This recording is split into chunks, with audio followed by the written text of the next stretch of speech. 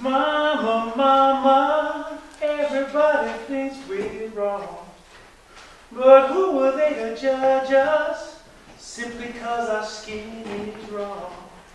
Oh, you know we got to find a way to bring some understanding here today. Oh, picket lines, everybody, sister, and picket signs, sister, don't punish me, sister, with brutality. Talk to me, sister, so you can see, sister, what's going on, what's going on, I'll tell you what's going on, everybody, what's going on. Good evening. All blessings and honor to you all. I've been asked to come here tonight, this evening, to speak to you of the subject of truth. But I would rather speak to you tonight on the subject of war. Because truth is an absolute. There are absolutely 326 million trillion gallons of water in the combined oceans of the earth. And there are 136, 480, 184 feet around our planet's circumference. These are infutable truths. We call them science. But they are also universal truths. Like love your brother and sister as you love yourself. The teachings of the prophet Jesus.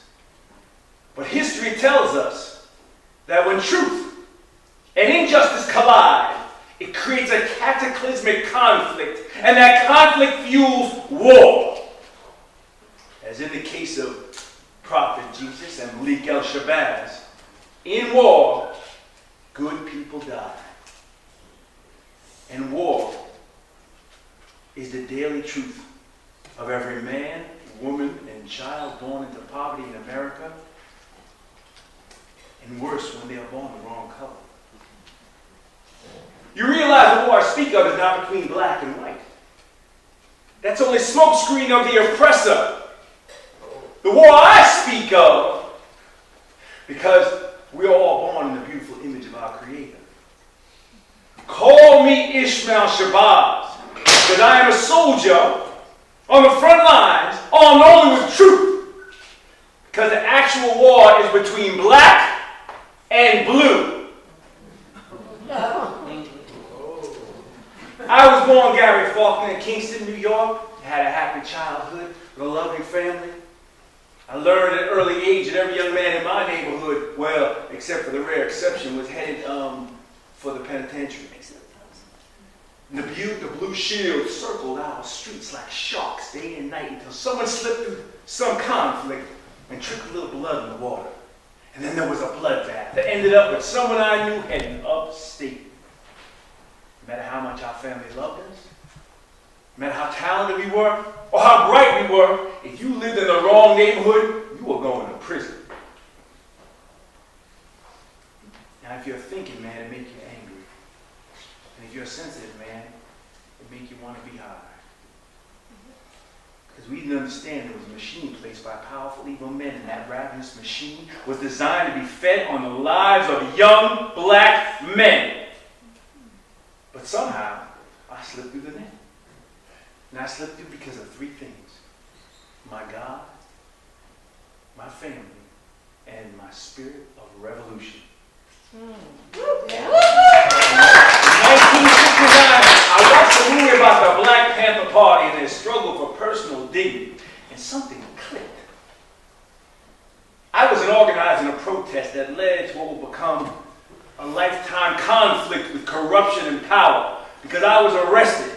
And when you have to place something under your occupation, I said revolutionary. Yeah. I went to college. I wanted to be a lawyer to fight for truth. My grades were good, but so was my libido. So I made an exit from formal education when my 3 children came into the world, all born within very close time frame of each other. This led me to a long period of hustling to survive the best I could. Yet I slipped through the net again, and I never made it to the penitentiary or received a felony. That fact, accompanied with the stand I made for the rights of my people, has placed me at war with the Kingston Police Department the entire 61 years of my life. I have been beaten by 6 officers that maimed me for life. I was denied medical attention in a holding cell. I almost bled to death. Took my finger. I was barred from honest work with a fake felony. And yet I struggle. I struggle for you. I struggle for you. I struggle for us all. But I digress. My time here is brief, so I want to get on with my play of passion. I entitled, it's called The Big Setup. Starring an unnamed officer in the police department of Kingston. Hey, how you doing? An FBI informant. Pops, you know, you're like a father to me. You're like a father. I wouldn't let anything happen to you. And a judge. Mr. Faulkner, get out of my court. In 2012, while I was attending a rally in New Jersey, I was approached by a young brother, full of knowledge and dedicated to our struggle. Yo, Pops, you know, we got so much in common. You know, you do security together. You know, people can meet my people. I can come and meet yours. You know, I'll always have your back. Because you're like a father to me. He was sincere and intelligent. And one day while in my home in Kingston, he saw an unloaded .22 caliber rifle that I had for years. I kept it in my closet. Yo, Pops, don't let me buy that from you. No, don't worry, it's all legit. You see, I got the license to purchase the arms in New Jersey. I'm a bounty hunter. Paperwork looked legit. At first I said no. For over a year, I said no many times. Until I was fired for a felony that appeared on my record mysteriously. Because I had no felonies. Having to make ends meet. My son, as I called him, approached me again. Pops, you know, you could sell me the weapon. I could get you one. If you give me any more, we could sell them, send them over to Africa for our training programs. I mean, it's all legit. And you know I always have your back. You're like a father to me. The police must have employed an Ellenville snitch to uncover the felony in my background. Because, like I said, I didn't have any felonies.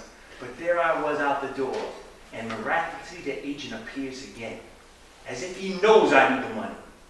So I started the process of getting illegal guns off the streets of Kingston. It was my way to keep violence off the streets, and for me to keep a roof over my head. It was a good thing, right? And so I thought, until Player 2 shows up.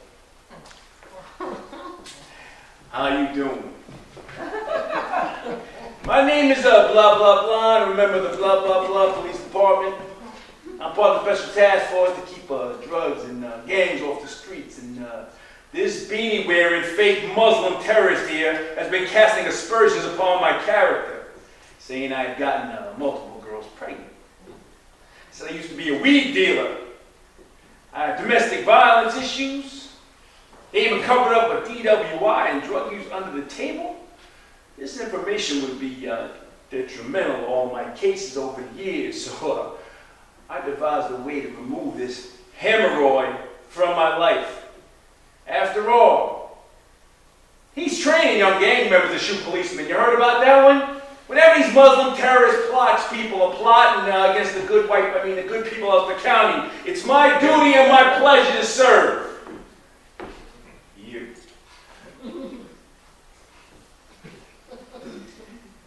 Now, if I was trying to train young men to shoot policemen, then why would I send all of their guns to New Jersey? Lastly, the judge. This is off the record, right? Well, I've known Mr. Faulkner for many years, and if serious indictment comes, there's no surprise to me. You know, this Mr. Faulkner, Shabazz has counseled many people in the neighborhood, overturned many cases, revealed evidence to stop many young men from doing the time that I was prepared to give them. Been generally a pain in my you-know-what all these years. For all the people who really serve this community, there are people like that. So we finally have some hard evidence on him. And I will try my best to keep him off our fair streets and give him all the time he deserves. My first offer is 8 years. Now the irony of all this is that the judge was present in common council when I stood up for 6 police officers to keep their job. I said that we needed them in our community. I was there standing next to the police officer on the cover of the local paper. I stood side by side next to one of the policemen that beat and made me. And the judge was present when I was presenting a commendation for defending that same officer that beat me. When that officer was being attacked by that man on Angel Dust in 2009, and that young man was getting the best of him, and his gun was laying on the ground, if I had not gotten that gun, this story would have a different ending. That officer, at the time, he couldn't even look me in the eyes because he knew in my heart of hearts, I am no terrorist. I am no racist. I do not promote gang violence or any kind of violence or hate. And this flimsy case of entrapment, so poorly constructed with the help of this good counselor and with the help of you good people, we are trying to raise funds to keep me free and struggling for the truth. Help us struggle for the truth. Call me Ismail. Call me a soldier for the truth. Mama, mama. Everybody thinks we're wrong. Come on, my kids gotta help us sing. Who will they judge us? Come on, girls. No, girls. Simply cause our skin is wrong. Oh, we got to find a way to bring some understanding here today. Oh, picket lines and picket signs, sister, don't punish me with brutality. Come on, talk to me so you can see what's going on. What's going on? What's going on? I'll tell you what's going on. The struggle continues. Thank you very much and good night.